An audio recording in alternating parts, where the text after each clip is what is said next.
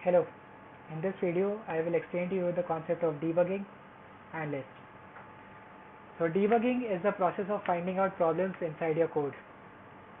So the name debugging was used because in the earlier days in someone's code written on a paper a bug got stuck, and when they removed that bug the program ran.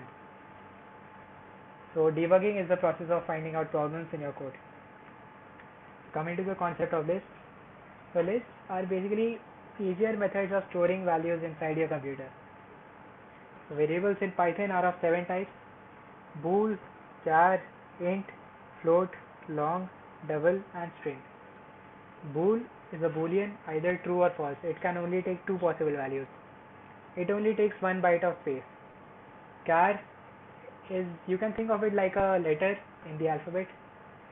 So it also takes only 1 byte. Int is short for integer, which you obviously know, and it takes 4 bytes of space.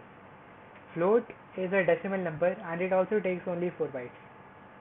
A long is basically a long number, either a long decimal or a long integer, and it takes 8 bytes. A double, much like a float, is also a decimal number and it also takes 8 bytes. It's not present in your normal Python. You need a library to call this variable type. And lastly, a string is a list of characters, and thus its length is not known because its length is as long as your word is. So the memory inside your computer is like a grid with one box equal to 1 byte. So when you declare three variables, C1, C2, C3, H, I and exclamation mark, they are stored inside your computer's memory with one letter occupying one box, C1, C2 and C3. These are just the ASCII equivalents of H, I and exclamation mark, and these are their binary representations.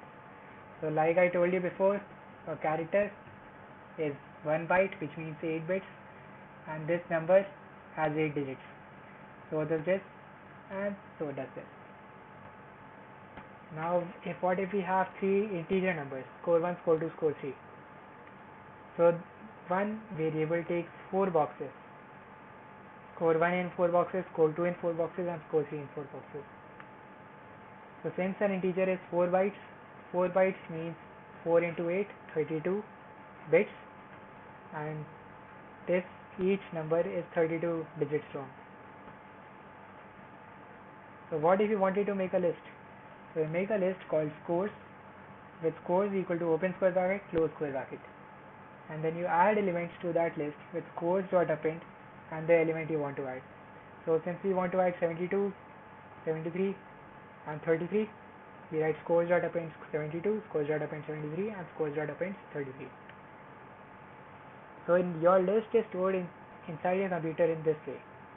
Scores square bracket 0, which means the first element in your list, 72, is stored in the first 4 boxes.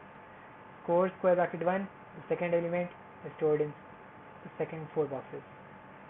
In Python, counting starts from the number 0, thus the first element is referred by the number 0. So a string, like I told you before, is a list of characters. So here we have a variable called s, and that has the value high, and this is a string, which means a list of characters. So what if you wanted to access the first element?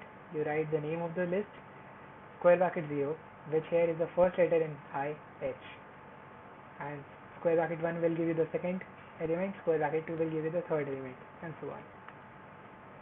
So now here we have 4 variables, name 1, name 2, name 3, name 4, with Emma, Rodrigo, Brian and David stored in them. Inside your computer they are stored in this way, with name 1 square bracket 0 refers to the first element in the list name 1, which is also the first letter E. Name 2 square bracket 0 R, name 3 square bracket 0 Brian B, and name 4 square bracket 0 David D. Now what if you wanted to make a list? You make a list called names and you add these 4 names to that list. Now inside your computer they are stored like this, with name square bracket 0 referring to the first element in your list, which was Emma, and name square bracket 0 referring to the first element of your list, which was the first letter in the word Emma, E. In this way, the rest of the elements are also stored. Thank you.